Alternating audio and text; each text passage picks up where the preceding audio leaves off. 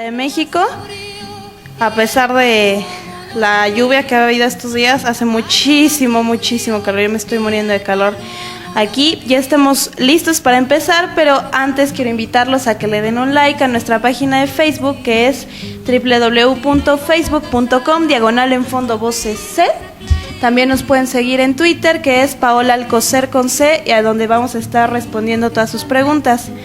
Hoy tenemos dos invitadas muy especiales con nosotros. Una es Norma Silva, quien es historiadora del arte, arqueóloga, ha tomado muchos diplomados, también se dedica a la docencia y es una invitada de honor para nosotros. Tenemos mucho gusto de tenerla aquí con nosotros. También tenemos a Erandi Villavicencio, quien estudió estudios latinoamericanos y quien se dedica a investigar temas acerca de perspectivas de género, lo latinoamericano y todo lo que tiene que ver sobre todo con grupos minoritarios. Y bueno, antes de empezar el programa de hoy, quiero empezar con la agenda cultural de esta semana, recordándoles que el Museo Nacional de las Culturas está teniendo un ciclo muy importante acerca de el cuerpo y cómo es marcado por distintas culturas. Voces Cada miércoles ciudadanas. tiene a las 5 de la tarde una serie de pláticas acerca de estos temas y también tiene ciertas actividades los sábados para que no se las pierdan. Una de ellas es Fiesta de Henna, donde se les invita a conocer el tinte natural de la henna, imprimir alguna marca con su diseño en el cuerpo. Y también tienen, por ejemplo, estampa de amor, tatuaje japonés, donde se realiza un grabado con el que se podrán hacer un tatuaje temporal con algún motivo japonés. También les recuerdo visitar el Museo Nacional de Arte con la exposición de El hombre al desnudo, la cual está muy interesante. También les recuerdo que para los que se quedaron gustosos de la información que tuvimos de tango hace 2 semanas ya, pueden checar la página de Facebook Infotango, donde vienen todas las clases relacionadas con este baile de salón, y también pueden checar la página de Festivalito Sin Fin, que está teniendo lugar en este momento en la Ciudad de México, con varias milongas, cursos, pláticas y muchas cosas más. También les recordamos que el Museo del Palacio de Bellas Artes está teniendo en este momento la exposición de Picasso, revelado por David Douglas Duncan. También tenemos el Sentido de la Creación de Ángel Zárraga y a Robert Dosna, que presenta la belleza de lo cotidiano. También hay una serie de conferencias del cine chicano muy interesantes y la verdad es que va a ser cada lunes de junio a las 6 de la tarde, lo cual por eso con mucho pesar les recomiendo que dejen de escuchar media hora antes el programa para que corran a la Cineteca, porque va a estar el doctor David Maciel, quien es un especialista en los temas de la frontera mexicana y va a tratar distintos temas acerca de la conjunción entre el cine hollywoodense, el cine mexicano y el cine chicano. Va a estar muy interesante, así que les recomiendo que no se lo pierdan. También para quienes se acuerdan de nuestros amigos de Aires Porteños, quienes estuvieron tocando hace 2 semanas con nosotros junto a Freddy Potenza, este miércoles a las 6 de la tarde van a estar tocando en el Museo Mural Diego Rivera, para que no se lo pierdan. Más al norte de la ciudad, en Tlatelolco, siguen habiendo ciertas charlas acerca de la relación que tiene este sitio arqueológico que hay ahí en Tlatelolco, y este jueves tienen otra plática a las 17 horas que se llama El cuerpo y sus remedios, cual va a estar muy interesante, les recomiendo que vayan. Y por último, el Teatro de la UNAM está teniendo un ciclo de dramaturgia mexicana del 4 al 22 de junio con distintas pláticas y muestras escénicas para que no se lo pierdan. Por cierto, hace rato estuve checando cierta información acerca de el Tratado de Libre Comercio de América del Norte, y sí lo quiero mencionar muy brevemente, porque vamos a publicar una serie de artículos que consideramos interesantes, ya que justo este año se cumplieron 20 años de la entrada en vigor de este tratado, para que lo revisen en la página. Nos va a dar mucho gusto que nos den sus impresiones. Les recuerdo la página es www.facebook.com/enfondovocc. También en el Twitter estoy como Paola Alcocer para que me sigan y me puedan dar todas sus preguntas, todas sus opiniones, sugerencias acerca del programa. Quisiera saber cuánto tiempo nos queda. ¿4? Un montón de tiempo. Bueno, entonces voy a empezar hablando un poco acerca de el body art, porque hoy vienen estas dos mujeres muy especiales a platicarnos acerca del trabajo de una artista visual que se llama Regina José Galindo. Ella es guatemalteca, donde ha trabajado no solamente en su país, sino ha estado en un montón de bienales trabajando acerca del arte performático y el arte del cuerpo.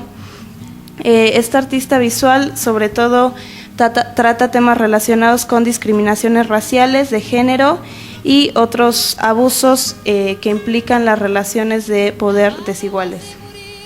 El body art nace más o menos en los 60s con varios artistas como Yves Klein o Piero Manzoni, que empiezan a trabajar acerca de las posibilidades del cuerpo, tanto cómo ocupar el espacio con el cuerpo, que implica el uso del cuerpo consigo mismo, y entonces se empiezan a desarrollar una serie de trabajos, no solamente en pintura o en escultura, sino que empiezan a encontrar nuevas plataformas en las que explorar lo que implica el cuerpo en el artista. En ese sentido también nace por ahí una rama ya después acerca de estos performances donde se utiliza el cuerpo como plataforma y empiezan a salir nuevos artistas, y sobre todo empiezan a salir muchas mujeres que empiezan a experimentar qué mensaje pueden dar con el uso de su cuerpo. Aparte, recordemos que está en esos años la liberación sexual. Y bueno, vamos a tener que ir a un corte comercial pronto, pero les recuerdo la página de Facebook, Enfondovocc, el Twitter es Paola Alcocer, y les recuerdo que ya pueden visitar en la página que es www.vocc.mx. Ahí pueden visitar ya un apartado donde está la información de todos los locutores para que vean también los nuevos programas que vienen ya a instalarse la próxima semana, para que lo chequen. Y bueno, nos vamos a ir al primer corte comercial, pero regresamos.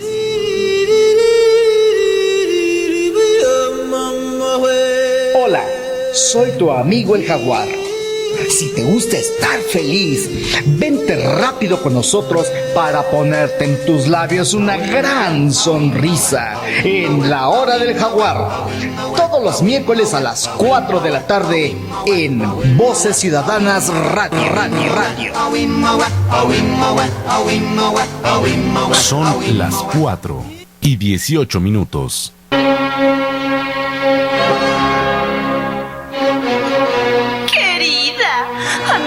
Me encanta el arte, deberías leer un libro. Yo soy pro de la cultura. ¡Ay! ¿Qué es ese ruido tan horrible? La cultura está en todas partes. La cultura está en fondo. Lunes de 4 a 6, solo por Voces Ciudadanas Radio.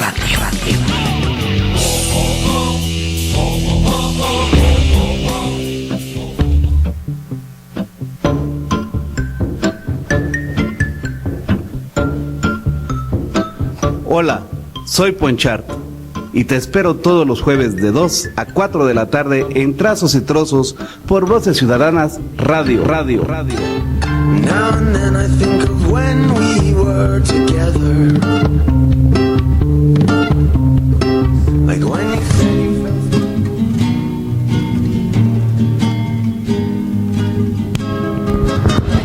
¿Qué tal? Ya estamos de vuelta con nuestras invitadas Norma Silva y Erandi Villavicencio. ¿Cómo están? Muy bien, muchas gracias. Vamos a hablar un poco del trabajo de Regina José Galindo, quien es una artista guatemalteca, pero antes de adentrarnos en la complejidad de esta artista, quisiera que me dijera, Norma, ¿por qué? ¿Por qué Regina Galindo? Sí. De hecho, Justo estábamos platicando Voces con ciudadanas. con la misma Erandi, que hemos trabajado juntas distintos temas, y me preguntan ¿por qué Regina Galindo, no? ¿Por qué José Regina Galindo?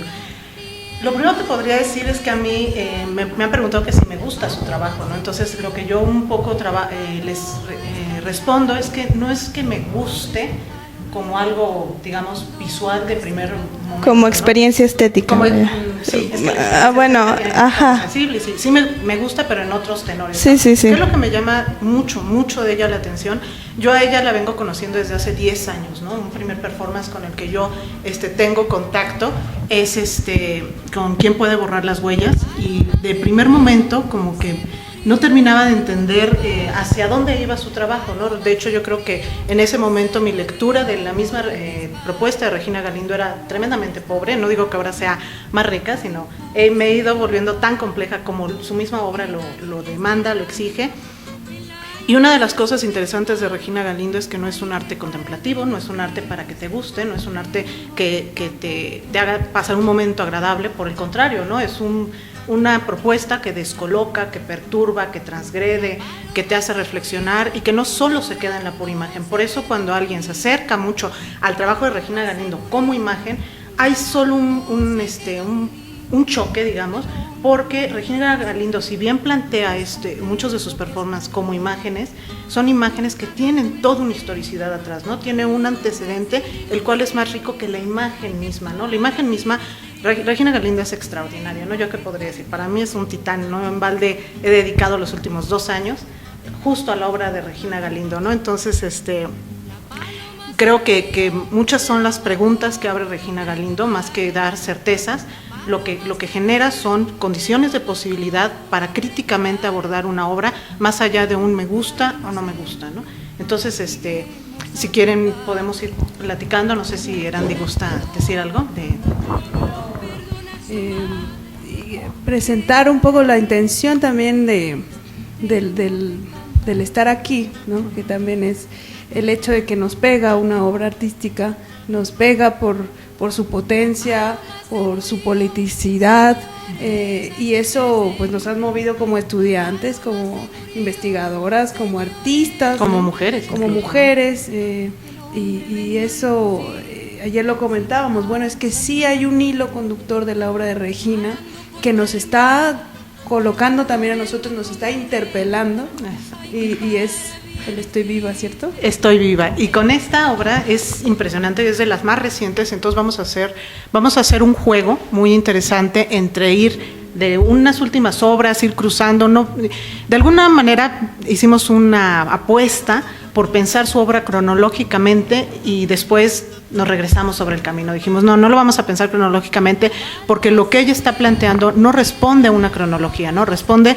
a fenómenos particulares, concretos, pero que no solo acontecen en un momento, sino que parece que se siguen replicando, y esto es lo que resulta ominoso al final de la propuesta de lo que expone Regina Galindo, ¿no? Una de ellas es esta exposición que se llama Estoy Viva, la cual, si ustedes lo pueden ver, van a estar subiendo al espacio, por lo que me platica Paola, algunas imágenes. Básicamente se podría decir que esto, a diferencia de toda la mayor parte del trabajo de Galindo, que es performático, esta es una escultura la cual ella empieza a pensar en Berlín, y es interesantísimo el trabajo porque posterior al juicio que se le lleva al genocida, aunque lo nieguen, al genocida y al golpista Efraín Ríos Montt, hay todo un juicio en el cual fue verdaderamente indignante ver el resultado final, indignante como todo este marco de ley que parece que se está gestando en toda Latinoamérica y en el mundo en general, en el cual se lleva todo un proceso contra Efraín Ríos Montt,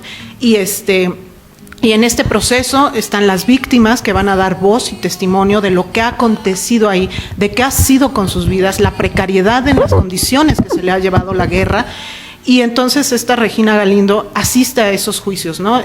Un poco adelantándome, el resultado, que yo creo nadie sorprenderá, y cuando digo a nadie lo digo con una sonrisa amarga, con una amargura profunda, es que se dictamina que Efraín Ríos Montt se le declara genocida, una condena de 80 años, y luego resulta que casi 10 días después, una cuestión así, se declara inocente. La pregunta, ¿por qué se declara inocente? por errores en el debido proceso, ¿no? Ahí sí le suena parecido con algo muy reciente, bueno, para que vean que en todos lugares se cuecen habas, ¿no? Entonces Regina Galindo, en lugar de silenciarse, hace lo que el arte puede hacer, ¿no? Dar este parámetro, esta posibilidad de entonces enunciar o mirar desde un lugar distinto lo que está aconteciendo, ¿no? ¿Qué hace? Propone esta exposición, Estoy viva, y de dónde surge el título. En estos juicios ella está escuchando, cuando conozcan un poco más la obra de Regina Galindo, o sea, lo cursi es lo último que podemos decir de Regina Galindo, ¿no? Ella está en este juicio, está presente y ve como una mujer está hablando después de que le han matado a la hija, le han violado, le han tirado, pues está desaparecida. Y llega un momento que es la indignación tanta de esa escucha que pues ella llora, ¿no? Y una mujer que está sentada a su lado, que antes ha sido testigo, le dice, pero pues no llore, estamos vivas. Y mientras estamos vivas podemos decir lo que ha sucedido y hay esperanza, ¿no? Entonces esta Regina Galindo a partir de eso dice, bueno, pues es que más que una lección de vida, sí, ya saben, de estas tipo iluminación, lo que ella hace es tomar conciencia sobre eso, tomar su postura y desde su lugar, desde ahí entonces acciona Voces como en ciudadanas. forma de arte su descontento, ¿no?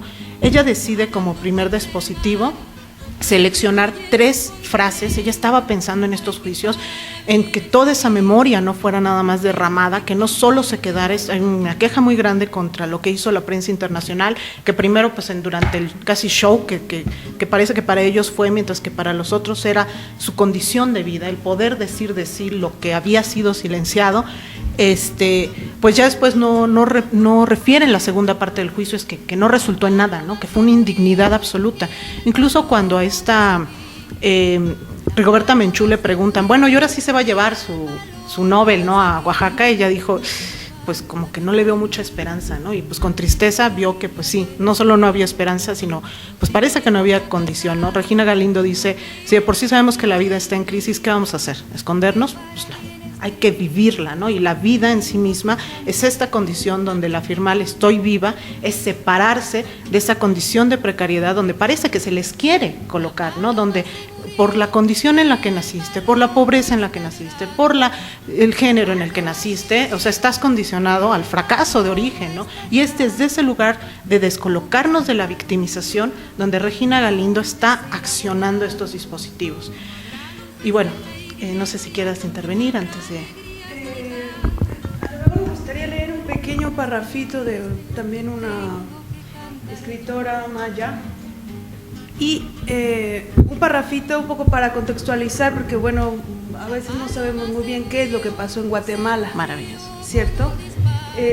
Dice, el conflicto armado interno en Guatemala, que se extendió entre los años 1962 y 1996, se saldó con un total de 200,000 personas muertas y desaparecidas.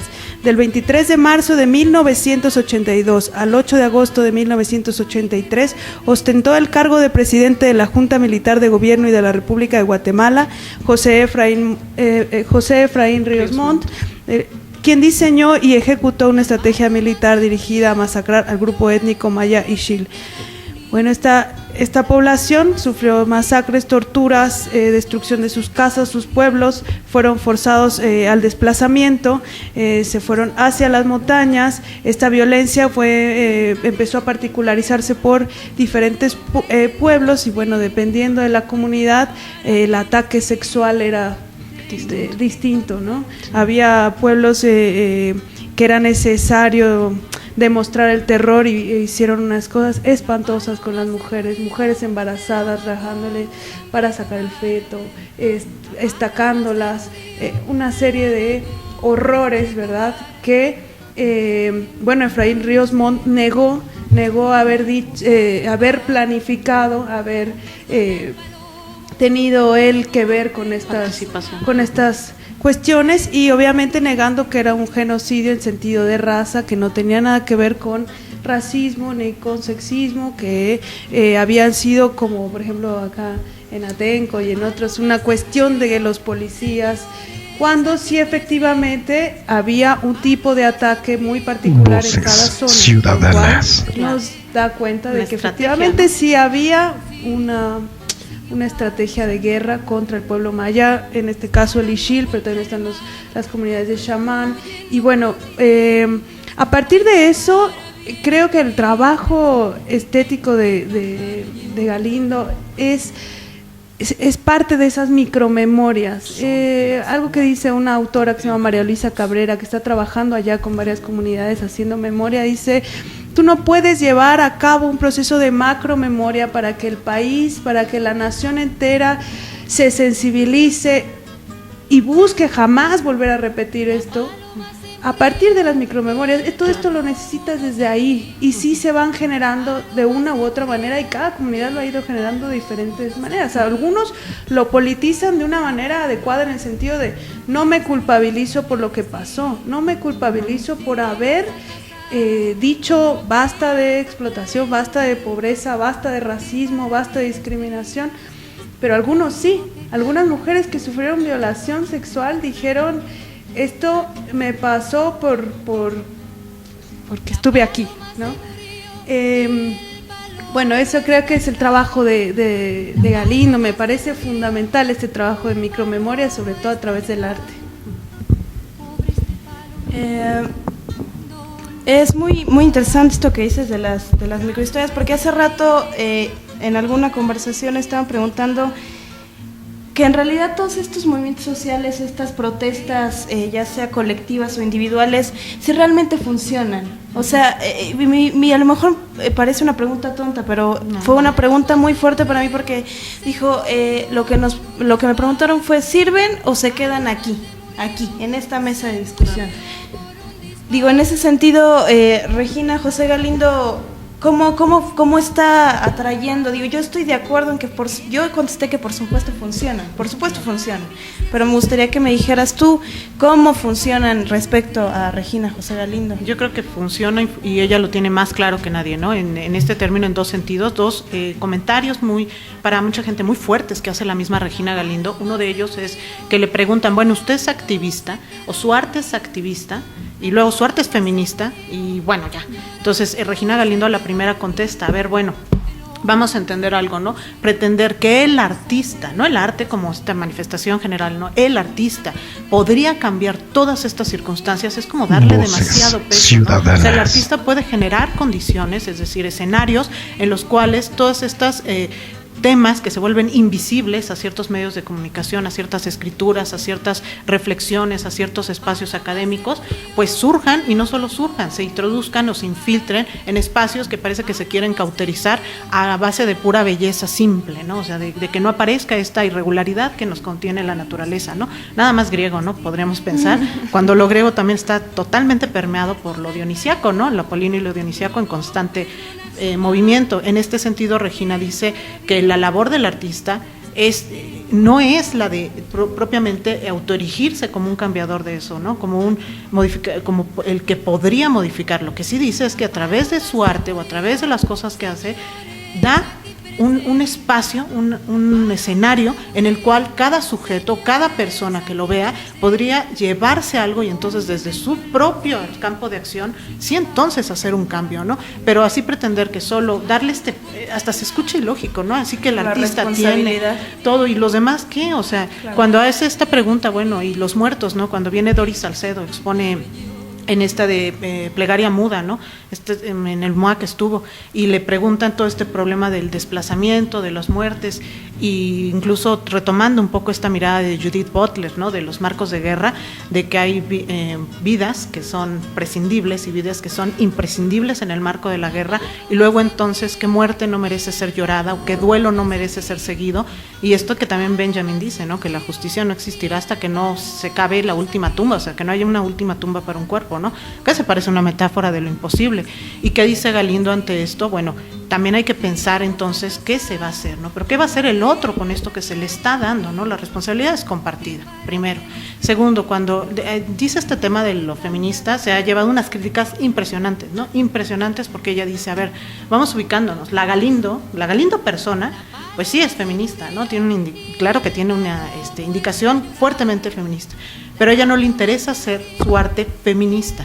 Claro, la carga es política totalmente, en dado caso ella preferiría ser pensada en campo de lo político más que de lo feminista. ¿Y por qué? Ella no es que demerite, porque, claro, hubo un reclamo, ¿no? Así como la misma Judith Butler, hubo un reclamo cuando hace una lectura distinta del género, en este asunto de deshacer el género.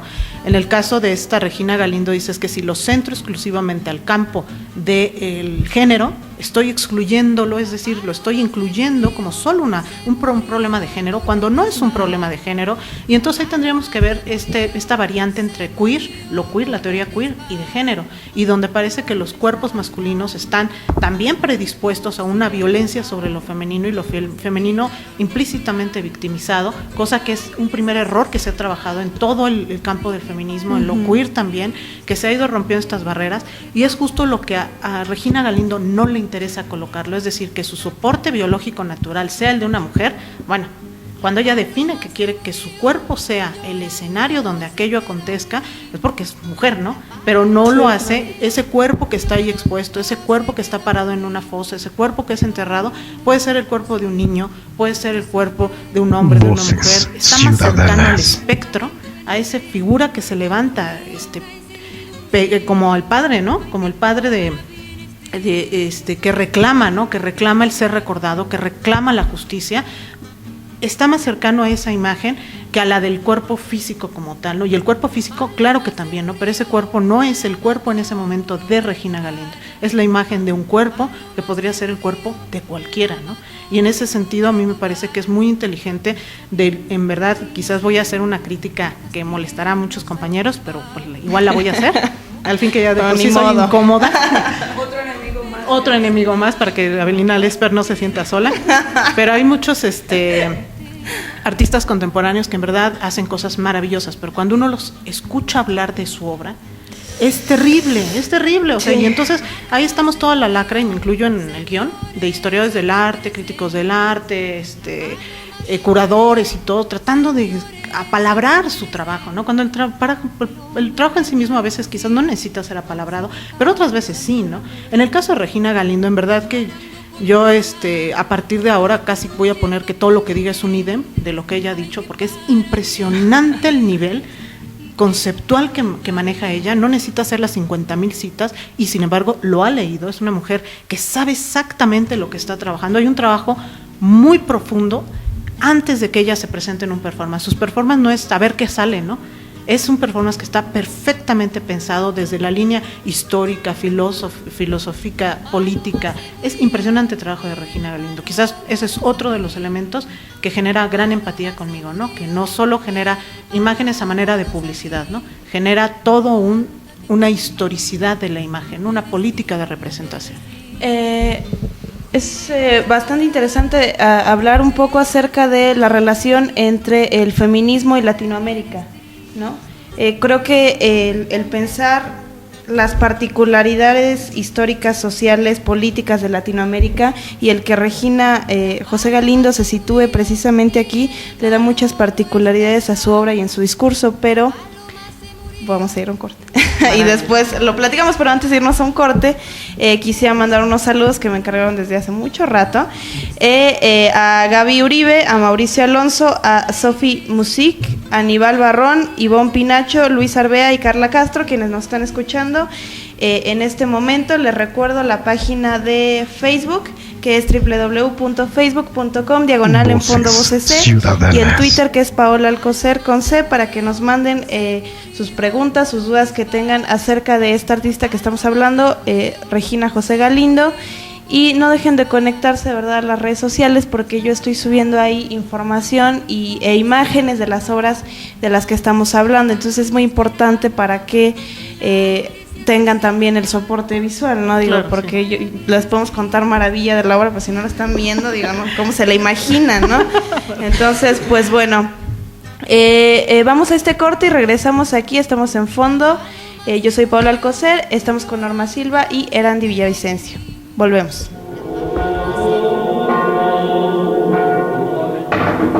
Hermana Ingracia, que se le quema la leche.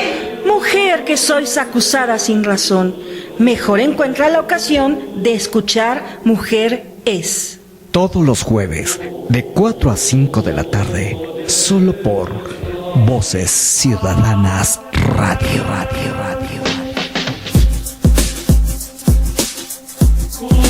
¿Qué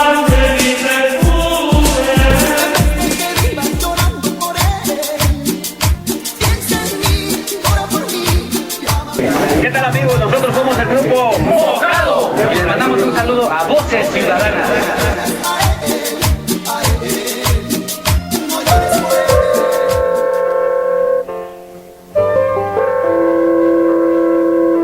Hola, yo soy Connie Alavés y estoy contigo cada lunes de 6 a 8 de la noche. Te espero con ideas, solo por Voces Ciudadanas Radio. Don't you realize the things we did, grow for real, not a dream, and the vision that was planted. Hola, soy Paola Alcocer y te invito a traspasar símbolos en mi programa En Fondo, todos los lunes de 4 a 6 de la tarde, solo aquí en Voces Ciudadanas Radio. In restless dreams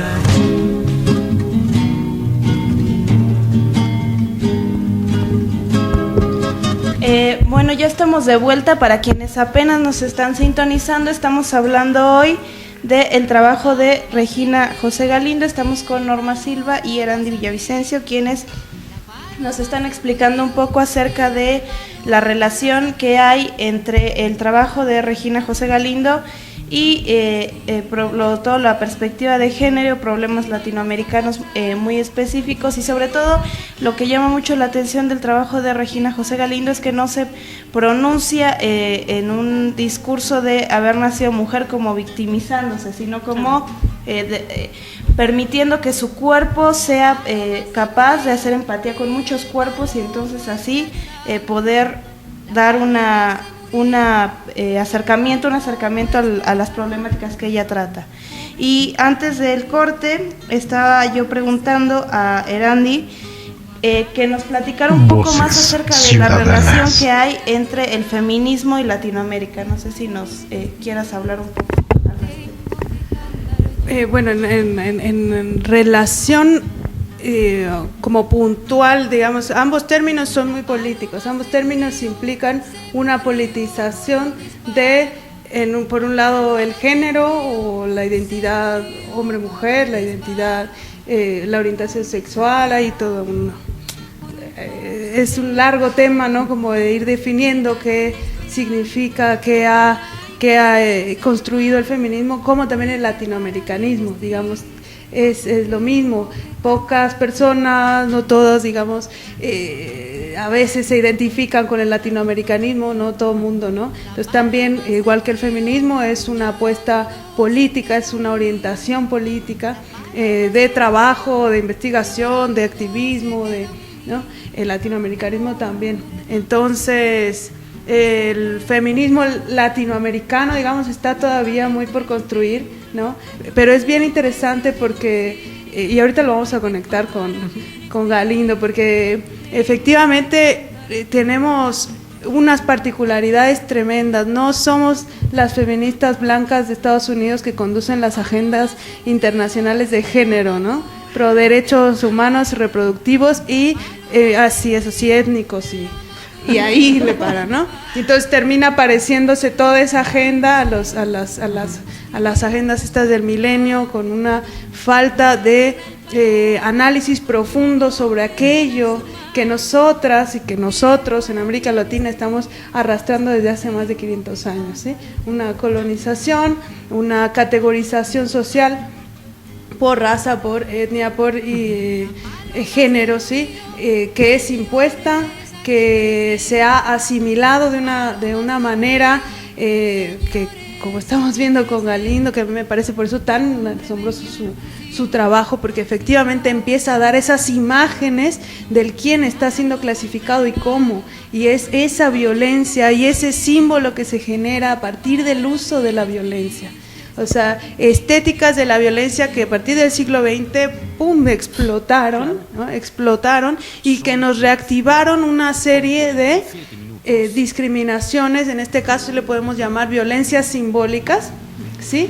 Que nos empiezan a reagrupar constantemente. Entonces, el feminismo latinoamericano, digamos, que sí está siendo pensado, por ejemplo, por la gente del feminismo autónomo, el feminismo decolonial antirracista, ¿no? Tratando de unificar las luchas propias de América Latina, sí están tratando de basarse en el signo de la raza, por ejemplo, las mujeres dominicanas, las negras, el pensamiento negro, feminista negro, afrocolombiano o colombiano en Argentina, en el pensamiento andino y la crítica feminista dentro de un proceso comunitario, dentro de una lucha comunitaria indígena.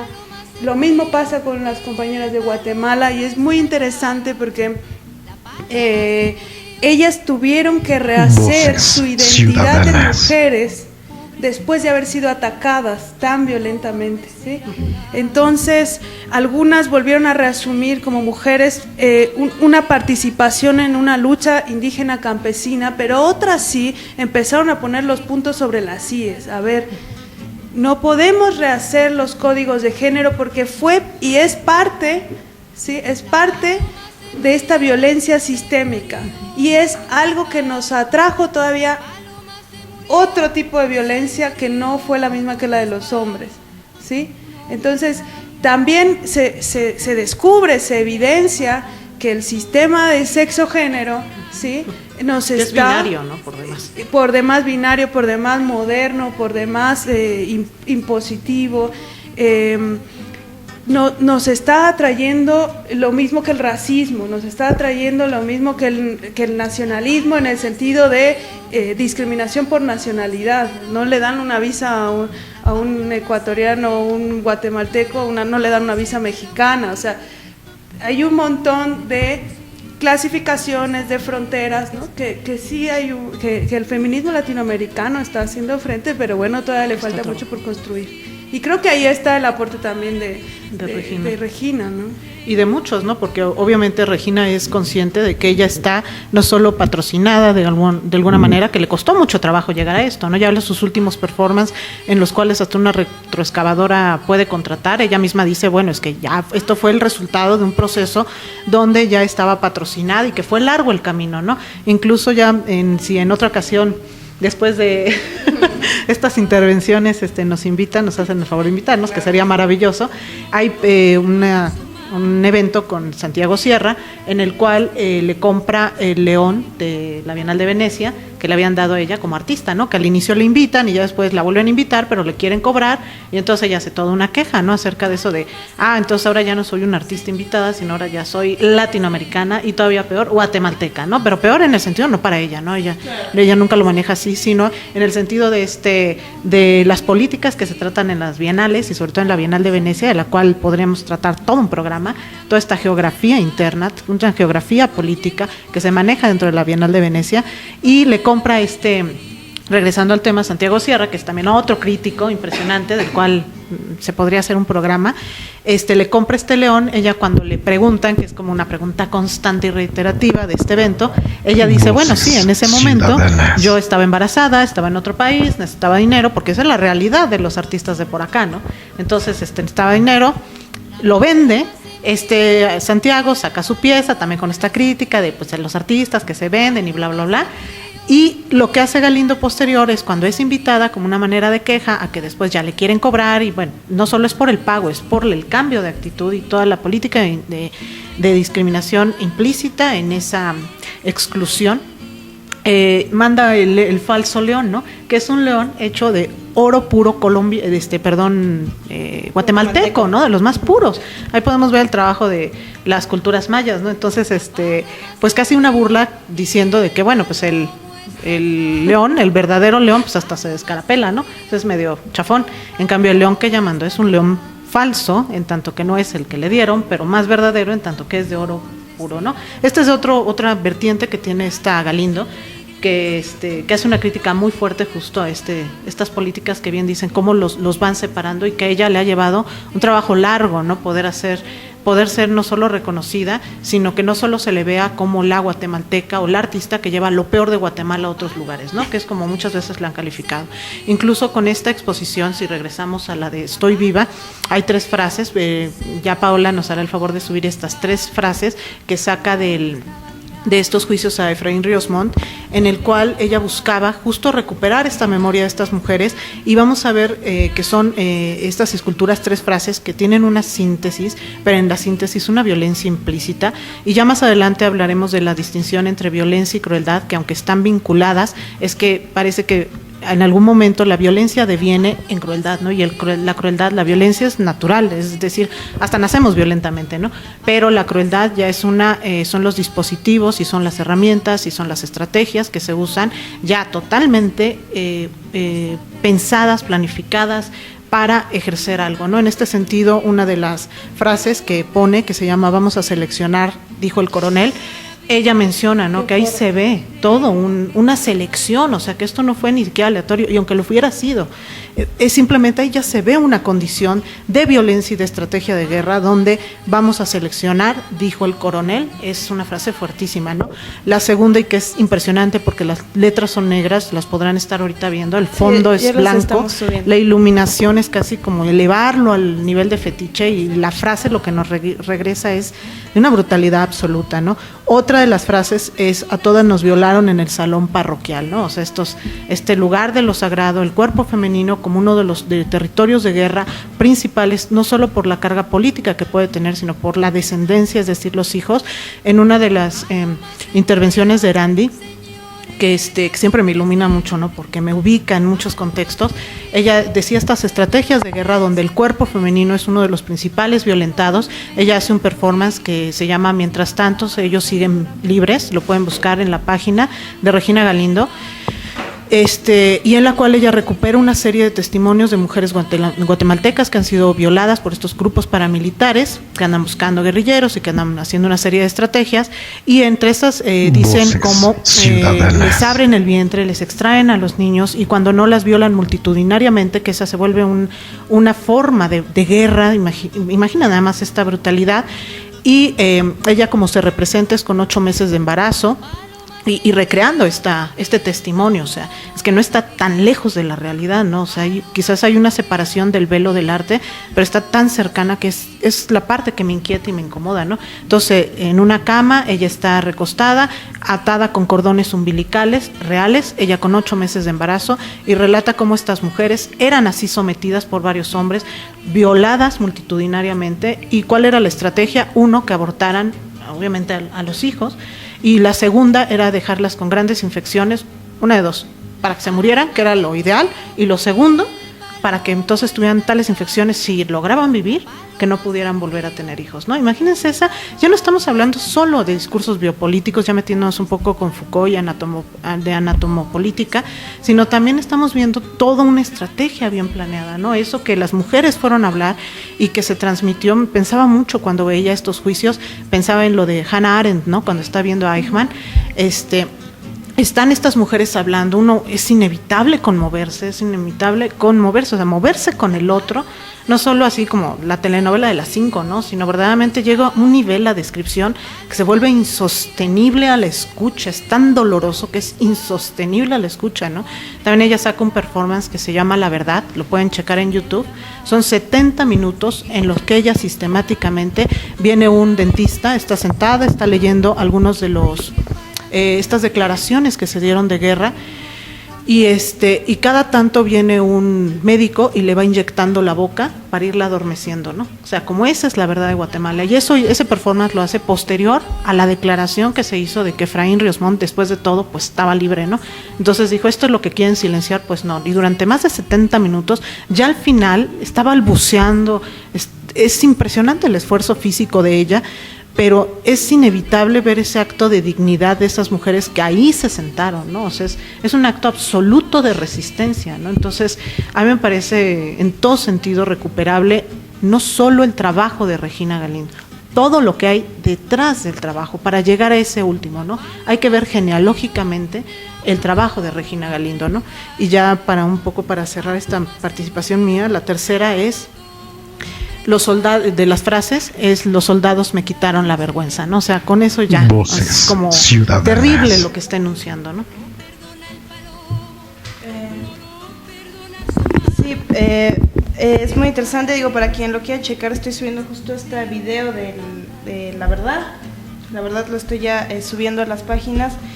¿Qué me puede decir tú, Erandi, acerca de toda esta relación de la violencia con el trabajo de Regina José Galindo? Porque es verdad que, como tú dices, como todas estas perspectivas de género y el feminismo siguen en construcción como lo latinoamericano, ¿cómo o desde dónde podemos empezar a crear todos estos discursos tan complejos y si todavía no estamos en vías de construcción en todos aspectos? Entonces, ¿cómo hace no solo Regina Galindo, sino cómo se están dando estos discursos acerca de la violencia en Latinoamérica y en las mujeres?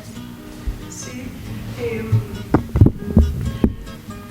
pienso mucho en esta reconstrucción que te digo de las propias comunidades, ¿no?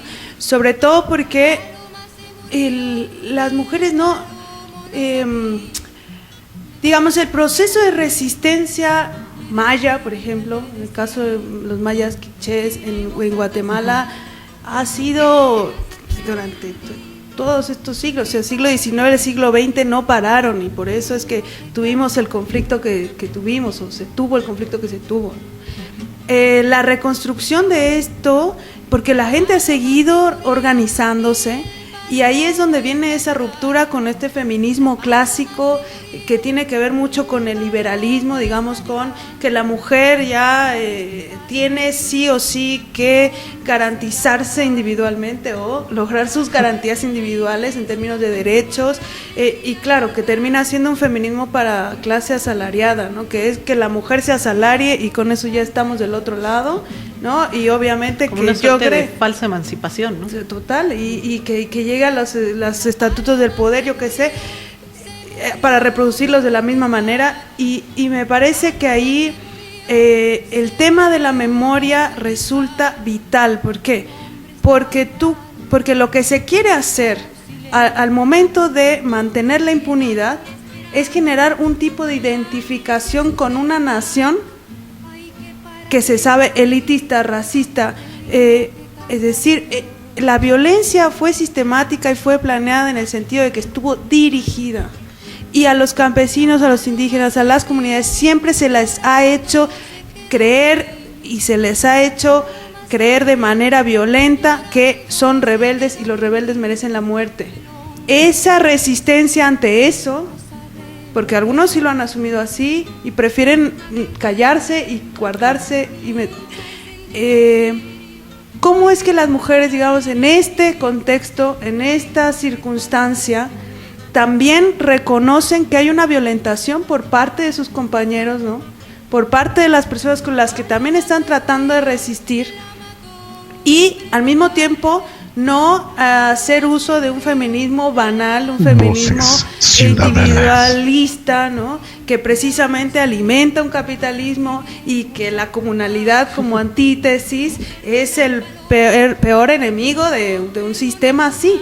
Entonces, me parece que ha venido un proceso, sí, y sobre todo también por el acceso de muchas compañeras guatemaltecas a algunas universidades, algunas otras compañeras que se han organizado con otras personas mestizas, con mujeres organizadas, ¿no? Lesbianas, feministas, con gente de otros países, yo qué sé, otras organizaciones campesinas, y bueno, eso ha hecho también que se renueve, que se refresque un tipo de feminismo que una de las principales cosas que busca atacar es no esencializar nunca, ¿no?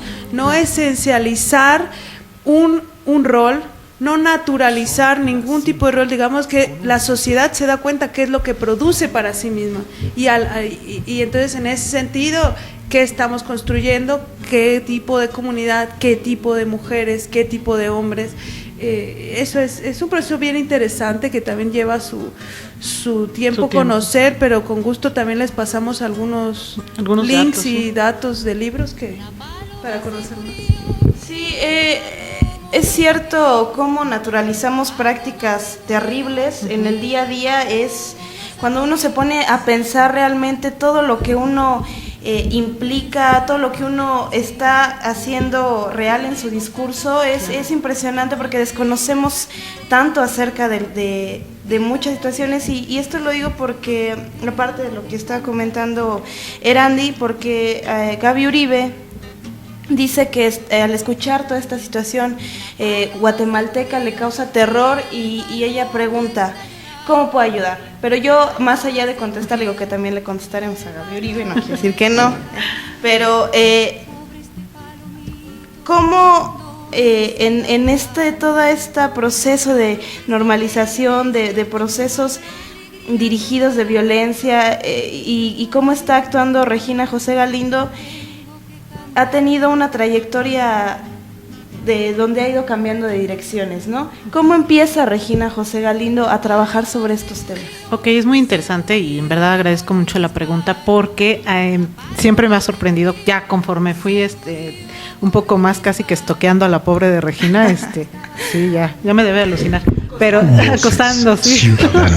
Ok, en este asunto he visto varias entrevistas, todo, y a mí me sorprendió mucho ella misma, esa franqueza con la que dice que el primer escenario, de hecho, ella primero es poeta, es justo que es poeta, ¿no? Entonces, de ahí es que para mí encajó todo, ¿no? Porque esas imágenes que están llenas a la manera de Celan, ¿no? De una fuerza de violencia, de un acontecer donde dice, después de esta barbarie, ¿qué podría acontecer? ¿Qué se podría decir? ¿Con qué lenguaje se puede inscribir esta violencia, no?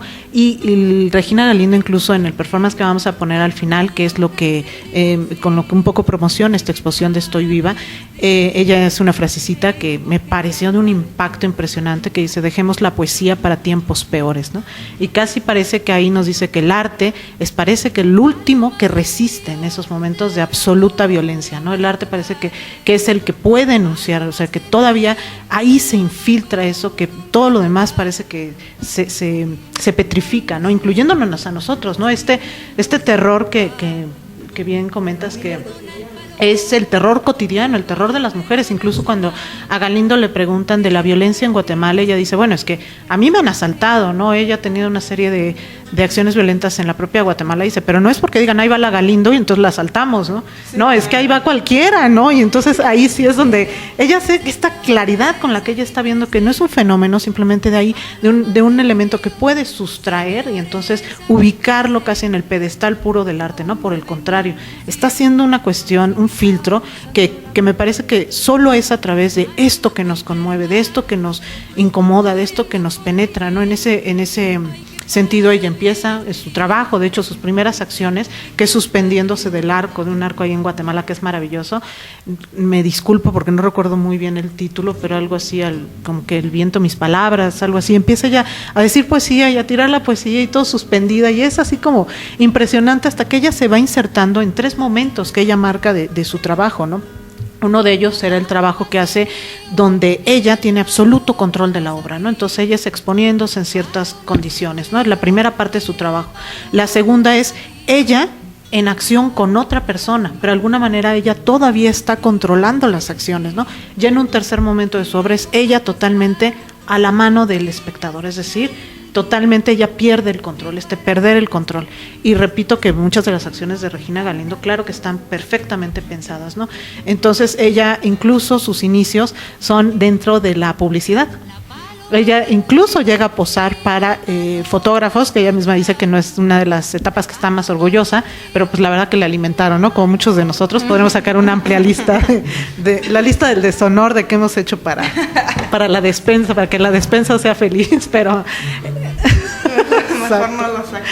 Pero bueno, todos la tenemos, ¿no? Y ella un poco comenta, pero que a partir de ver su imagen, es decir, de ver la imagen de su cuerpo, define que su cuerpo tiene tal poder. Imagínense, en una sociedad donde hemos desnaturalizado el cuerpo como algo que nos pertenece, como siempre hablamos de mi cuerpo como algo externo, ella define que será el soporte para su trabajo, ¿no? Y de ahí es que empieza su cuerpo, sobre todo, estar fuertemente presente en su trabajo, ¿no? Entonces, vemos que desde los títulos, desde la manera en que conceptualmente ella plantea, no solo es desde un lugar de la poesía, ¿no? Sino es de la crítica política más fuerte, del estudio histórico, como he repetido una y otra vez, pero también de un conocimiento profundo sobre su cuerpo, ¿no? Y profundo en todo sentido, ¿no? Hay una performance que ella hace que se llama himenoplastia, en la cual básicamente se hace una reconstrucción para volver a ser virgen, ¿no?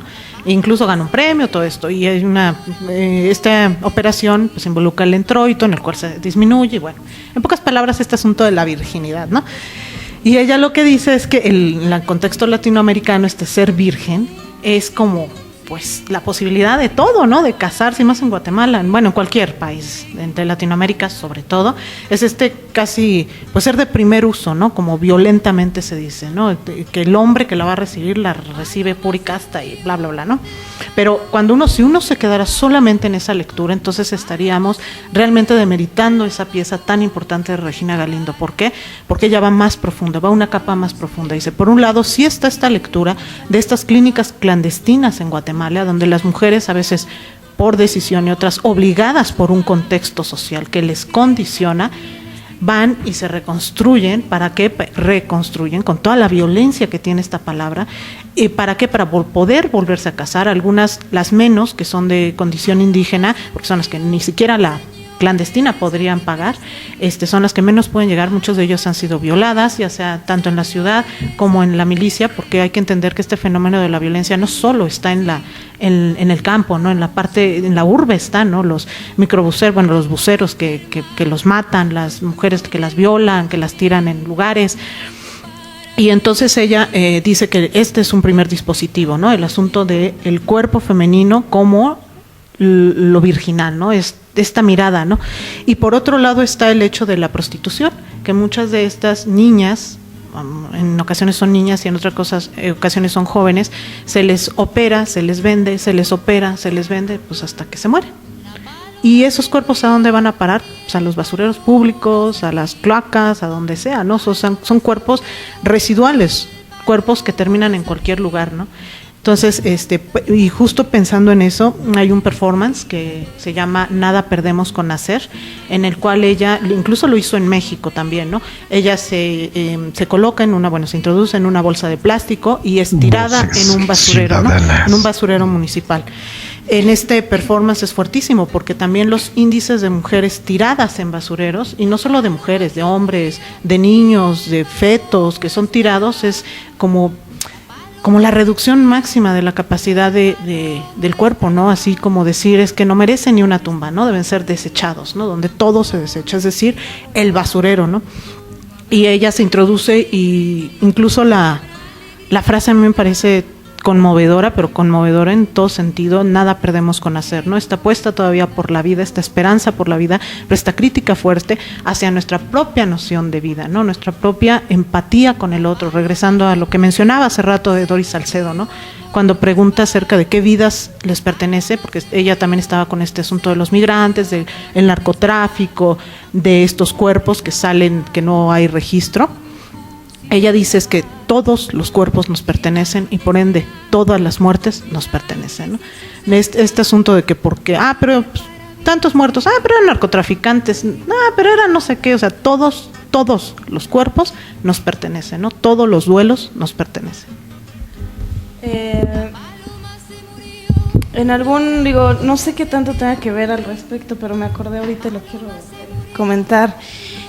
Y tampoco estoy muy orgullosa de eso, pero en algún momento fui a un retiro católico. Entonces, las personas que estaban ahí nos hacían una analogía entre Cristo, cómo murió por nosotros, y entonces decían que imagináramos que va un barco enorme y entonces hay un niñito ahí caminando y para que el barco pase se tiene que levantar el puente, ¿no? Entonces cuando se va a levantar el puente, el niño queda ahí atrapado, entonces si levantan el puente, pues ya no pasa el barco y se mueren las personas que van en el barco, y si no se muere el niñito. Entonces las personas que van en el barco pues está lleno de prostitutas, de borrachos, de drogadictos, de la gente más asquerosa de la sociedad, ¿no? Y Y el niño, pues es un niñito, es puro y todo esto, ¿no? Sí. Entonces, que dice que, bueno, pues a fin de cuentas el niño muere y entra toda la porquería del mundo y pasa, ¿no? Entonces hacía una analogía, ¿no? Entonces que era Cristo, que había muerto por nosotros, porque, pues por nosotros... la porquería. Y no sé, me recordó mucho esto que dices, porque... los muertos se vuelven números, dejan de ser personas, dejan de ser personas, y eso es algo terrible que es una de las tantas prácticas que hemos normalizado con la violencia militar. Es impresionante cómo podemos seguir pensando en todos los muertos que hay día a día y los seguimos contando en números y no los pensamos como individuos, como personas, no tenemos empatía hacia todos esos números, sino siguen siendo números y mientras se lo ganaron porque estaban en un contexto violento, no importa, ¿no? Entonces, digo, es terrible, pero perdón, que dice Gaby Uribe que si no se supone que los tiempos de Hitler ya pasaron, no saliendo esas fosas, ¿no? Es impresionante. Sí, pero bueno, vamos a ir a un corte comercial. Seguimos aquí platicando con Norma Silva y Erandi Villavicencio. Les recuerdo la página de Facebook, chéquenla porque sí, de verdad he estado subiendo todo lo que ha estado comentando Norma. Es www.facebook.com/enfondovoces y el Twitter es Paola Alcocer. Vamos a un corte y regresamos.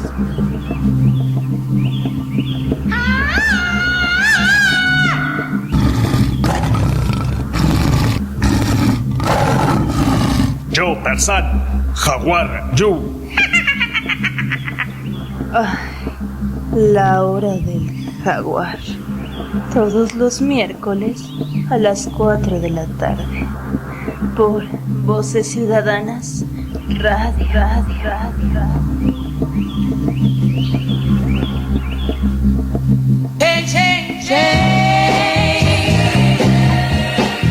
Hola, soy Florisa Macías. Ven, atrévete y rompamos cadenas. Aquí, en Mujeres, todos los jueves de 4 a 5 de la tarde, en Voces Ciudadanas Radio.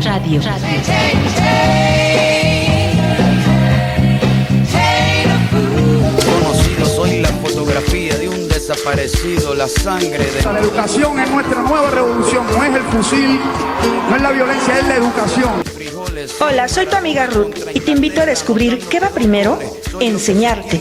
Todos los jueves de 5 a 7 de la noche por Voces Ciudadanas Radio. Soy lo que me enseñó mi padre, el que no quiere a su patria, no quiere a su madre. Soy América Latina, un pueblo sin pierna, pero que...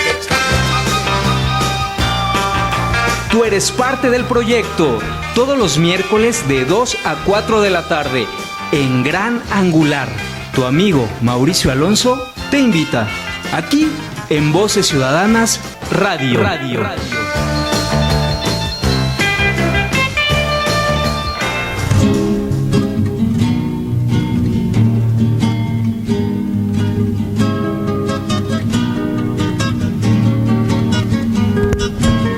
Bueno, ya estamos de vuelta, estamos platicando con Norma Silva y Erandi Villavicencio acerca del trabajo de Regina José Galindo.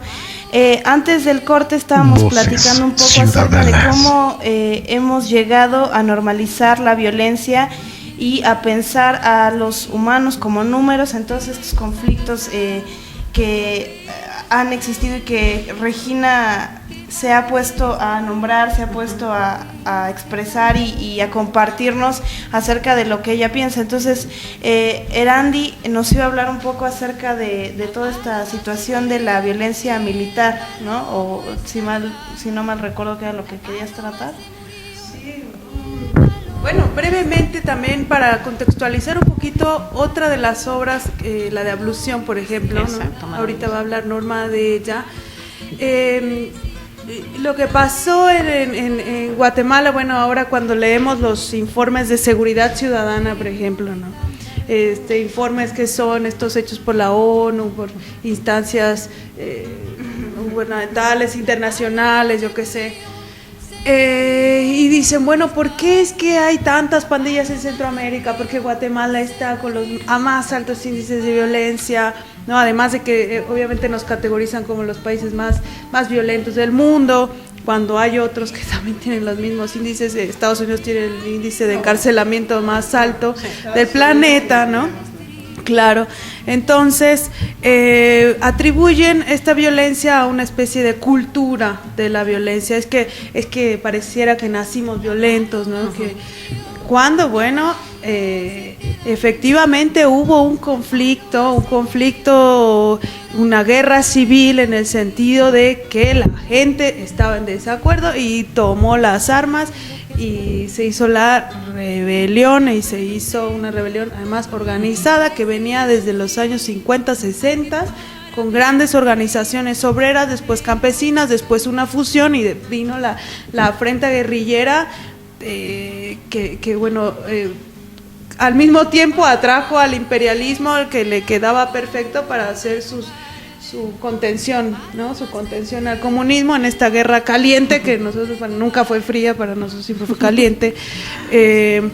Y ahí, bueno, tenemos esa serie de violencias que al mismo tiempo que estaban enfrentándose estos dos bandos muy claramente politizados en cada uno, en antagonía, digamos, estaba por otro lado pues la gente que seguía viviendo en Guatemala y en El Salvador y en Nicaragua. O sea, no digamos, sí hubo un momento en que la economía estaba parada, yo qué sé, pero la gente se seguía desarrollando y había lugares donde no estaba la guerrilla.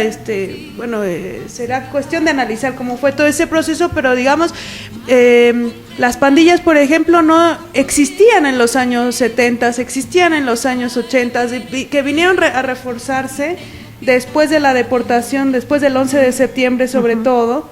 La deportación de Estados Unidos de guatemaltecos, salvadoreños, hondureños, está desde los 90. Se reforzó ya el siglo XXI, que ha sido su gran siglo del terror, ¿no? Siglo del terror, el tema del terrorismo como arma de control de enemigos internos, e incluso, ¿no?, ideológico, ¿no? La y figura del terrorista, la lucha por un terreno simbólico del quién manda, ¿no? Y bueno, estas digamos violencias sociales que no se le atribuye a la violencia política, digamos, como causa de lo que ahora está sucediendo, estaban ahí, estaban funcionando. Y ahora que nos digan como es que son unas culturas violentas, ¿qué les pasa? Es que y nos siguen viendo así, es que la gente le tiene terror a México. Es como, no, yo no voy a ir jamás a México porque qué miedo, ¿no? Y nos estamos desarrollando también en Guatemala, también en El Salvador, y como dices tú, una normalización, pero que también viene de un discurso del miedo, de cómo nos quieren gestionar a través del miedo. Y nos están metiendo el terror y nos están haciendo sentir que efectivamente no hay posibilidad. Y obviamente sí hay unas condiciones tremendas, ¿no? Sí, como sí. Lo que planteaba Regina con la matanza de choferes, una matanza, ¿sí? chofericidio, tremendo. Y además de los feminicidios, ¿no? Claro. Obviamente sí hay una situación grave, pero tampoco es que no podamos responder por otras maneras que no sean las represivas. Entonces, sí hay una gestión del miedo para normalizar esta estatización de la seguridad, ¿no? El Estado tiene que seguir mediándonos porque si no nos matamos los unos a los otros. Y esas formas son sí, son de miedo, son de miedo, ¿no? Que son justo esta distribución de los afectos, ¿no? De cómo nos va a afectar y cómo nos mueve y cómo nos paraliza y cómo entonces ese paralizarnos hace que pues simplemente pues de aquí no me muevo, ¿no? O sea, no me muevo porque no sé a dónde voy, ¿no? Cuando pues parece que el destino natural del hombre es pues no saber a dónde va, ¿no? Hay por ahí, quizás saltándome un poquito y regreso a la obra que menciona esta Erandi, un texto maravilloso de Derrida, en el cual él dice un tanto, se llama Tiempo de una tesis, y en el cual él explica por qué se tardó. Tip para todos los que se han tardado en titularse, es casi mi defensa de vida últimamente. Él se tardó más de 20 y tantos años, pero bueno, ya, ¿quién era Jacques Derrida, verdad? Ahí es donde me regresan la justificación y me quedo muda. Pero Una cosa que él dice es que si yo de antemano supiese a dónde me dirijo, quizás no daría un paso, ¿no? Entonces también hay que vivir un tanto con esta incertidumbre, la incertidumbre misma de la vida, pero la certidumbre de que podemos acontecer, ¿no? También ciudadanas. Sé que me estoy basando en muchos filósofos, quizás de una línea muy, muy europea, pero Foucault, ¿no? Cuando habla esto del cuidado de sí mismo, pues casi es una propuesta de hacer nuestras vidas no solo dignas de ser vividas, sino casi que obras de arte, ¿no? El cuidado de sí mismo. Y ahí está, ¿no? Entonces el trabajo que nosotros tenemos que hacer es levantarnos, exacto, de hacer digna la existencia y la dignidad desde nuestro propio acontecer cotidiano, ¿no? Desde nuestros propios terrenos, desde nuestros propios territorios, desde nuestro propio espacio y nuestro propio decir, ¿no? El simple hecho ya de incomodarnos es resonar con el otro, ¿no? O sea, ya no es nada más permanecer ante una imagen, ay, pues sí, pobrecito, a ver, next, sino es quedarnos vibrando, y ese quedarnos vibrando es una posibilidad de que de veras hay futuro, ¿no? O sea, de que algo pueda acontecer. Esta pieza que menciona Erandi de ablución es fuertísima porque se hace con un expandillero, el cual es bañado en sangre humana, y el acto que tiene que hacer es como lavarse esa sangre con agua, ¿no? En el tanto, esta Regina está haciendo el registro, ¿no? Ella misma comenta que cuando hace este registro, pues será por 2007, ella todavía no tenía a su hija, porque muchas veces le han dicho que pues que es muy pesimista, ¿no? Que su obra es muy pesimista, ¿no? Entonces ella dice, bueno, a ver, momento, pues si todo lo viera tan oscuro, no hubiera tenido una hija, ¿no? O sea, sí creo que esto puede cambiar, sí creo que esto, quizás tarde, quizás, pero puede, de alguna manera se tiene que mover, ¿no? Entonces hace de ablución, en el cual este expandillero se lava a sí mismo, y a mí lo que me gusta es justo la ruptura de cómo se desacraliza este acto, de casi litúrgico, ¿no? De lavarse de la suciedad, justo este asunto que hablaba Erandi de la criminalización por condiciones de pobreza, por condiciones regionales, por condiciones de pertenencia, ya sea sexual, étnica, la que guste, ¿no? En el cual cuando Regina va a otros lugares y presenta performance, siempre está fijándose en decirles, no, a ver, no, momento, esto no es violencia región 4, ¿no? Esto, o sea, no es violencia de Latinoamérica, es una violencia generalizada, y fosas comunes existen en todos lugares, ¿no? De ahí es que este primer acto de ablución, el expandillero que parece que se quita esa sangre, pues nada más se la quita y se queda en el mero registro, ¿no? Es donde también esta Regina Galindo toma conciencia de lo peligroso que es hacer ese tipo de registro, no por eso es que lo deje de hacer, sino en verdad toma conciencia de que ya lo había tomado de alguna manera, pero los temas que ella está trabajando y cómo estos cuerpos no son cuerpos, como bien dice Erandi, no son sujetos, no son individuos espontáneos, ¿no? Donde hay pues casi la mala semilla, ¿no? Así nació y así se murió, ¿no? El chico de la favela, ¿no? El Marcola que les dice, a ver, yo soy el residuo de lo que ustedes han acontecido. Ahora, ustedes aquí dentro de la cárcel, hay una entrevista maravillosa a Marcola, que la mitad dice que no es cierta, la otra dice que sí, pero es un líder de, ahora que está tan de moda Brasil, para que vean que no todo es fútbol, de la PCC, en el cual es un levantamiento impresionante en todas las cárceles para denunciar también las condiciones, pero él no solo dentro de la cárcel, sino fuera, y Marcola, una de las cosas que dice es, le preguntan que si él no tiene miedo, que lo maten, ¿no? Porque él ya está recluido. Y la parte de la manera en que lo agarran es casi como el tigre Santa Julia, ¿no? Ahí se los dejo de tarea un poco para que lo busquen, es impresionante. Pero él dice, no, yo no tengo miedo porque ustedes sí tienen que obedecer a sus reglamentos. Yo no, yo soy el margen, yo soy el límite. Es impresionante lo que él dice, pero no solo eso. Dice, los brasileños o nosotros solo éramos noticias cuando venían los derrumbes en las favelas, ¿no?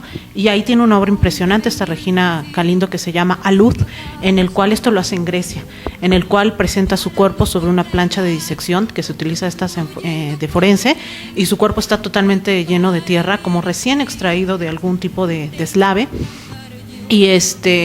y la acción es que esta es la tercera parte de su trabajo, de esta primera categoría que hicimos hace rato y que ella misma define como la primera parte es la obra que ella controla totalmente, la segunda en la que participa el espectador, pero ella todavía tiene algún nivel de control, y esta tercera donde en teoría está totalmente a merced del que participa, ¿no? Ella en esta plancha pues está su cuerpo, y entonces es la gente la que toma la decisión de si la lava o no la lava. Pero no se les da ninguna instrucción, sino la gente intuitivamente, solidariamente, vibrando con el otro, lo que empieza a hacer es que le empiezan a alabar. Y justo me conectó mucho con la ablución, ¿no?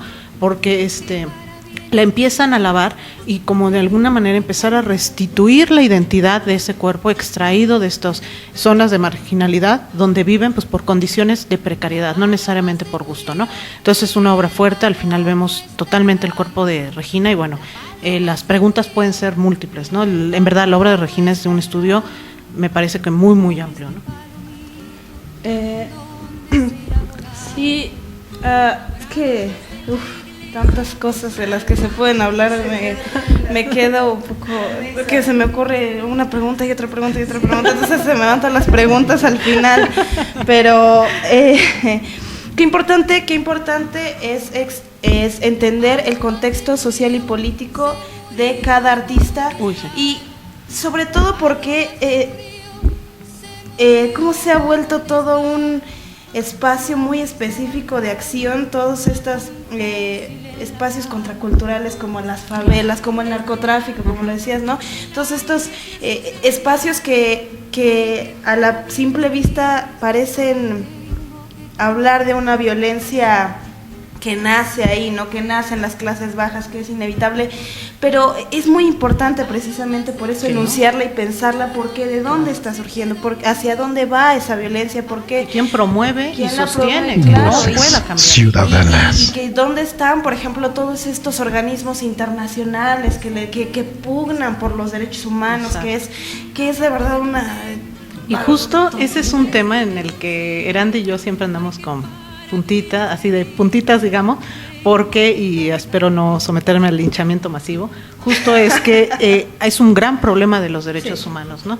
Que parece que se ha tomado como que lo último, de hecho, lo último debería ser apelar al derecho humano, ¿no?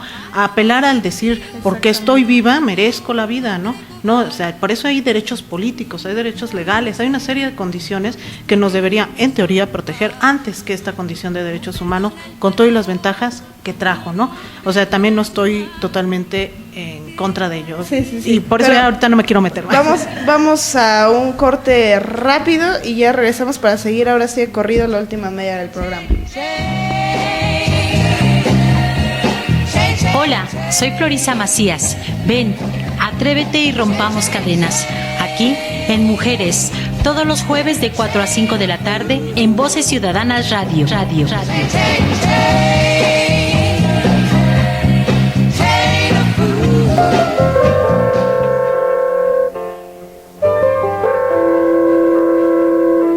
Hola, yo soy Conia Lavés y estoy contigo cada lunes de 6 a 8 de la noche. Te espero con ideas, solo por Voces Ciudadanas Radio.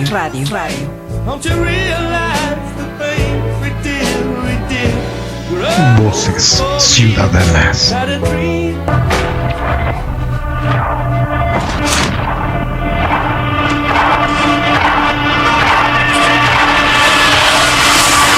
El PRI va a destruir el mundo. Ha empezado una nueva era. ¿No puede evitarse? Así que debe destruirnos. No lo entiendes. Ya no los necesitamos. Este 2015, la resistencia se organiza. La resistencia dice basta.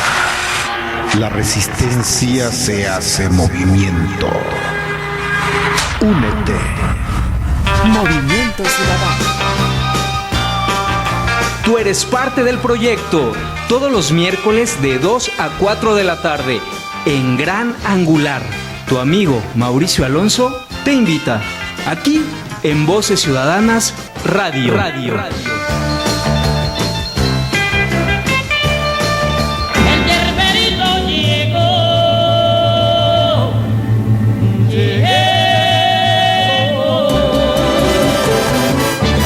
Hola, soy Hassan y te invito a ponerle una pizca de sabor a tu cocina en Sazonando, todos los martes a las 2 por Voces Ciudadanas Radio.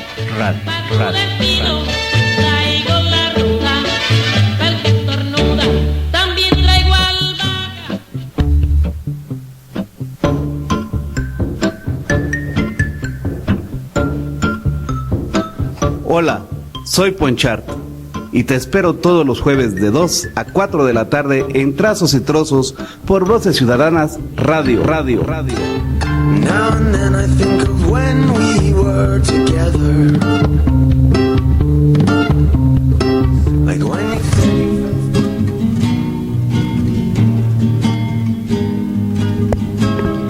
Ya estamos de vuelta y para terminar con los últimos 20 minutos de programa, hemos estado tratando muchos temas y no serán suficientes de todos modos estas 2 horas que hemos estado aquí sentados, pero bueno, ahorita en el corte estaba comentándole a Norma y a Erandi acerca de cómo se voltea a ver a otras mujeres en otros sitios geográficos y uno piensa, pobres mujeres, por ejemplo, de Arabia Saudita, ¿no? Tapadas, solamente pueden ver ciudadanas. Los ojos y eso no muy bien y están limitadas por el hombre y no sé qué. Yo siempre me parece muy gringo voltear a ver a los demás para resolverles sus problemas, porque en realidad digo yo me pongo a pensar cuánta libertad tengo yo como mujer, tanto en el mundo, latinoamericana, mexicana, o sea, realmente, ¿qué tan libres somos? Eso es algo muy relativo, no podríamos decir que somos tan libres. Y Norma me estaba comentando acerca de que Regina José Galindo, en todas las temas que ha explorado en su trabajo, también tiene un trabajo que aborda acerca de estas problemáticas y relatividades de ser mujer, ¿no? Sí, incluso en verdad sí es como muy muy difícil este tema de la libertad. Yo creo que es una cuestión filosófica así muy muy muy compleja, en la cual pues ahí sigue uno trabajando al día y pues bueno, también es una labor de uno mismo, ¿no? Pero en el caso, por ejemplo, de Regina Galindo, hay un performance que a mí que nos mueve mucho con Erandi. Ayer lo platicábamos. Me dijo que no comentara esto, pero ayer lo platicábamos. Desobedeciendo cual debo. Ayer platicábamos de este performance en particular porque a las dos nos impresionó muchísimo, en el cual está muy vinculado, bueno, al menos temáticamente, con el que hablamos de Nada perdemos con hacer. Le recuerdo un poco de que se mete en una bolsa, Regina Galindo, y le tiran en un basurero municipal. Justo es que en este escenario de los basureros, donde pues a manera de desecho se tiran a los cuerpos, pues también en los solares abandonados, en espacios públicos, bueno, etcétera, se encontraron durante un tiempo, y bueno, se siguen encontrando obviamente, pero particularmente cuando Galindo hace este performance que se llama Perra, se encontraron una serie de cuerpos con inscripciones después de haber sido violados, mutilados, obviamente las mataban, y ya sea antes de morir o post-mortem, les inscribían con un cuchillo, con algún material punzocortante, frases como muerte a todas las perras, a la basura a todas las perras, malditas perras, y ella recupera esta palabra perra, que es también totalmente peyorativa, ¿no? O sea, es un insulto absoluto a estos cuerpos, y los tiraban con estas inscripciones. En el performance que ella presenta, se le ve perfecto, si mal no recuerdo, lo hace en Italia, pero ella se le ve vestida con un vestido negro, camina, hace una trayectoria, se sienta, hay una silla y se sienta, se descubre una pierna y con un cuchillo empieza a inscribirse la palabra perra, ¿no? Es fuertísimo cuando uno lo ve, porque claro que tiene todas estas inscripciones que también pensaba en ablución, ¿no? De estos cuerpos que se inscriben a sí mismos tatuajes también para identificarse con un algo, es decir, identificarse que han matado a alguien, identificarse que forman parte de una clica o forman parte de una pandilla o forman parte de un grupo, de una mara, y que estos no son cuerpos así como nacidos espontáneamente, lo que decíamos, ¿no? Como si la condición de Latinoamérica fuera la violencia casi congénita, ¿no? Innata. Entonces ella hace una crítica muy fuerte diciendo que pues claro que no va por ahí, ¿no? Estos cuerpos no son así, estos sujetos no exclusiva y únicamente son así, ¿no? En este sentido, cuando hace este performance de Perra, uno tendría que también pensar en las estrategias de guerra, las militares que se utilizaban de estos grupos, como menciona Erandi, que posteriormente al conflicto, más de 30 años de conflicto, se firman la paz, y pues sí, todos muy felices, ok, la paz, bueno, en teoría felices, y entonces todo un cuerpo paramilitar, porque justo esta guerra que se lleva ya tenía un nivel de preparación pues extraordinario en el mejor y peor sentido de la palabra, y quedan todas esas personas, todos esos militares entrenados, y entrenados muchas veces desde los 12, 13 años, iniciados desde muy temprano, en la Escuela de las Américas, claro, y otros espacios, de repente se quedan pues excluidos de una forma de vida a la cual ellos estaban acostumbrados, teniendo que regresar a sus comunidades después de que ellos habían sido los que habían llegado a arrasar esas propias comunidades, teniendo que juntarse en los mismos espacios públicos, pues los guerrilleros con los militares, con los deudos, con las viudas, con los huérfanos, y entonces se vuelve un espacio en sí mismo, casi que una bomba de tiempo, ¿no? Como la misma Regina Galindo lo inscribe, muy difícil para esto del tejido social y todo esto, para que se vuelva a reconstituir, donde Guatemala sigue, ¿no? Sigue, por lo que la misma Regina Galindo comenta, sigue inscribiéndose entre la indiferencia y las ganas de querer hacer, ¿no? Y todos estos paramilitares que se quedan sin nada, pues son los famosos, las fuerzas militares más fuertes, que son los caiviles, que de repente se quedan sin nada. Algunos pues les contratan de fuerzas públicas, algunos pues deciden retirarse, otros se inscriben en otros trabajos, pero los más se van distribuyendo por todo Centro, Sudamérica, incluso llegando hasta Alemania, ¿no? Y una de las huellas características de este paso de estos grupos paramilitares perfectamente entrenados, que de alguna manera también absorbe el ejército norteamericano, el pakistaní, el iraní, o sea, todos estos empiezan a absorber a estos mercenarios perfectamente entrenados, estas maquinarias de muerte. Pues es en México, por ejemplo, pues con los Zetas, ¿no?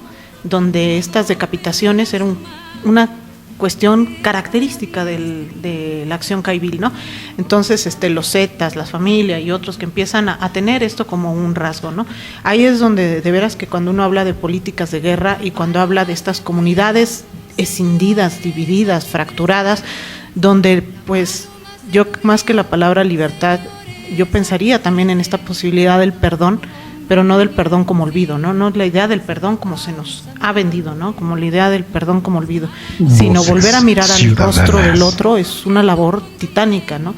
Yo creo que hoy día pocos podemos ver el rostro del otro, ¿no? Y reconocernos en el otro y, híjole, yo sé que puedo sonar muy poética, pero es muy difícil, ¿no? Es muy difícil para estas comunidades, en verdad, tan atravesadas por discursos hegemónicos, pero también religiosos de todo tipo, pero también atravesados por la violencia en sí misma, ¿no? Que se ha generado internamente. Sí, creo que el Estado falló en el sentido de proveer ciertas cosas que se esperan, y entonces empezaron a salir estos grupos paramilitares, empezó a haber toda esta ola de violencia que, como dices, no es nueva, ¿no? Porque estaba comentando Erandi en el corte comercial que tuvimos una serie de tanto colonias como regímenes oligárquicos y luego con el neoliberalismo que fue todo un proceso, como que no pensemos que ayer regresaron a los maras y ya de repente toda Latinoamérica se volvió violenta, ¿no? No, en realidad es un problema que es amplísimo, y digo, para ir cerrando un poco estas ideas y darle la palabra a Erandi, qué importante es hacer empatía con el otro y qué importante es nombrar todas estas cosas que no se quieren nombrar. Y en ese sentido, Regina José Galindo lo está haciendo, y lo retomo también por Gaby Uribe, que ha pasado todos los estados de ánimo en el programa. ¿Qué puede hacer, no? Hay tantas personas, digo, aquí por ejemplo en México que salió todo esto en Michoacán, de todo lo que pasó en Michoacán, igual que se estaban... ¿De la familia? No, autodefensa. Sí, las autodefensas, ¿no? Las autodefensas, que bueno, terminó ahí... Que es un modelo también centroamericano, ¿no? Sí, entonces, cada uno va buscando ahí ciertas maneras de resolver de lo que el Estado falló, ¿no? De lo que el Estado no les está proveyendo. Pero en ese sentido, Regina José Galindo busca en el arte y en la poesía y en el discurso decir, aquí estoy, esto está pasando, y no solamente aquí, en Guatemala, no solamente a ti como mujer, en todo el mundo. Entonces, no sé si quieras comentarnos, para cerrar un poco esta idea acerca de la importancia de la empatía y de hablar de estos discursos, qué podemos hacer los demás, porque bien decías tú, no es del artista, no es de los intelectuales, no es solo de ellos, ¿no? O sea, ¿qué más se puede hacer en el caso latinoamericano? A veces son tan largas las ideas, digamos, todo lo que podríamos estar hablando, dar ideas, proponer, analizar, que bueno, a mí de hecho se me van un montón de cosas también, que de verdad esperamos que algo les podamos compartir a todos, que realmente puedan haber sentido con nosotros un poco esta vinculación entre el arte y la historia, y ambos no en los conceptos usuales de arte e historia, como arte como una cultura, una élite que produce un producto artístico inaccesible. Y en el caso de la historia lo mismo, un producto de historiadores, sino la historia, como dicen los zapatistas, es la que hacen los pueblos. La historiografía son esas series de biografías de lo que individualmente uno puede hacer, pero lo que los pueblos hacen es la historia, ¿no? Lo que mueve.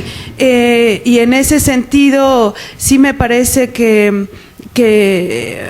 yo sí espero que las radioescuchas puedan interesarse más en esta historia que estamos arrastrando, en estas ruinas sobre las que está nuestra actual, entre comillas, civilización, que ahora tenemos civilización como globalización como progreso, y ese es nuestro destino, ¿no? Y si no te adhieres, estás fuera. Ahora, pensemos qué ha significado para América Latina desde siempre el progreso, después de la colonia, y eso es muy importante. ¿Cómo es que se fundamentó, cómo es que se justificó la violación a las mujeres indígenas, a las mujeres de cada una de las regiones latinoamericanas precolombinas, ¿no? Para violarlas? Hubo una justificación. Antes, no todas las, y eso es importante porque es importante ir región por región, grupo por grupo. No existe una homogeneidad, así cuando decimos como las mujeres somos libres, no somos libres todas, algunas sí más que otras, ¿no?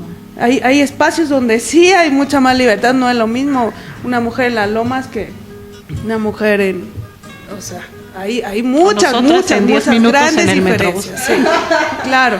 Entonces, cuando estuvimos en estos procesos de conquista, que no fue para nada una conquista, que fue un saqueo, una violación, hubo toda una justificación para decir que las mujeres de acá buscaban la lujuria, que eran fáciles, que les gustaba el placer por el placer.